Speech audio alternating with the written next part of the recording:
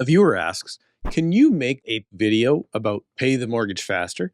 And if good idea, thumbs up. Thanks, pray. Of course I can, because pay off mortgage faster, thumbs up, flex bicep. I have always been a pay down your debt guy rather than a 10x leverage your money guy. Paying off your mortgage helps you save on costly interest payments in the long run.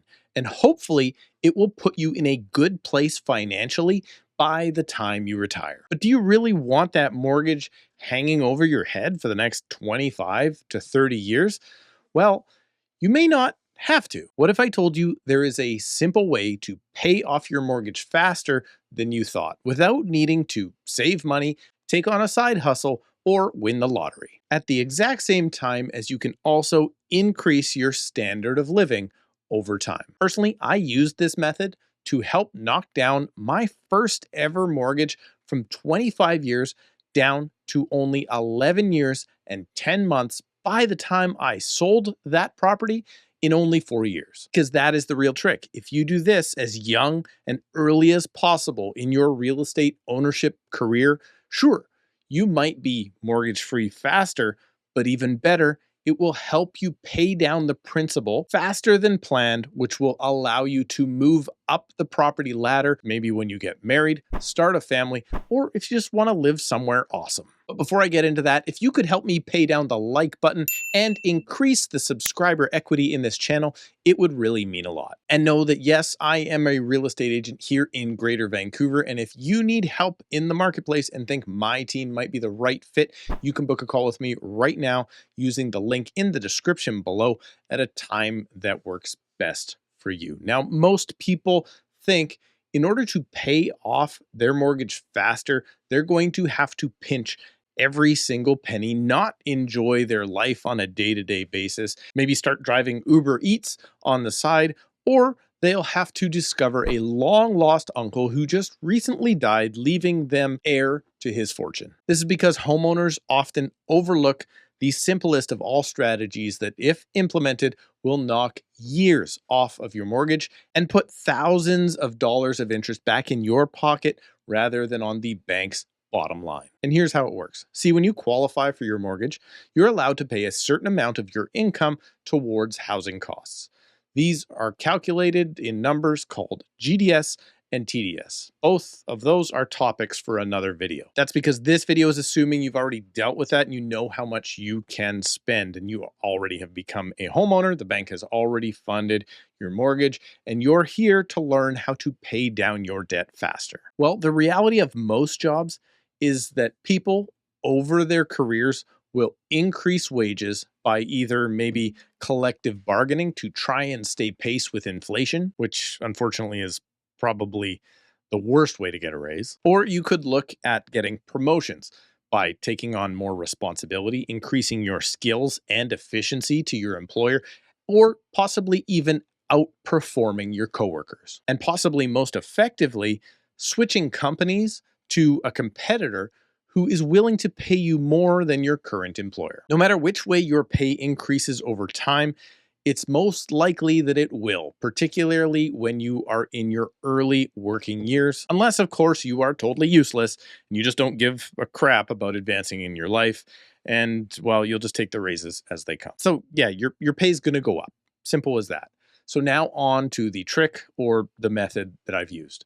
You see, when I was young, every single time I got a raise, no matter if it was 25 cents for cost of living, yeah, when I was young, that's what a cost of living raise was, or a $1 or $2 an hour raise for taking on a new position or responsibility. The day that that raise hit my pay stub, I walked into the bank, and back in those days, my mortgage was with TD, and I walked up to the teller and I increased my payment on the mortgage by exactly half of my raise. So if my boss bumped me up $1 an hour, I took 50 cents of that immediately and put it on the principal of my mortgage. Another 25 cents of that dollar went to income tax. And then the beautiful part was I had another 25 cents per hour to increase my lifestyle. Now, obviously that doesn't sound like much, But don't worry, this idea also scales. For example, when I did this, minimum wage was $8 per hour. And at that time, I was actually able to buy my first property only making $17 per hour. Apply that to today's wages, where minimum wage is $17.40 here in BC. My $17 an hour then is now equivalent to about $37.93 per hour today. And if I was making $37.93 today and applied the same $1 raise or 6% raise that I got from $17 to $18, that would be a raise of approximately $2.28 per hour.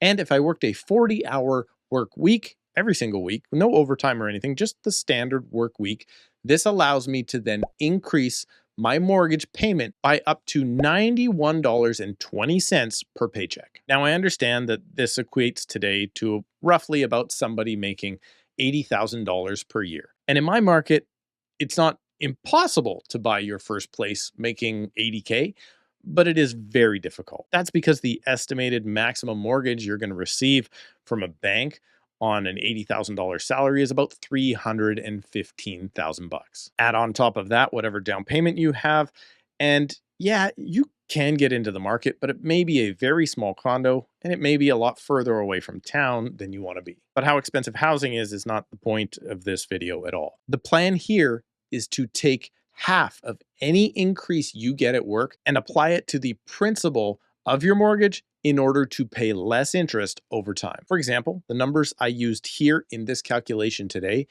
if you never increase your payment, you would pay a total of $226,803.63 in interest over your 30-year loan. And if you simply increased your payment by half of your raise, in this case, $91.20 per paycheck, you would save a total of $34,563. And on top of that, pay off your loan 4 years sooner. And to emphasize the point, that's only one raise.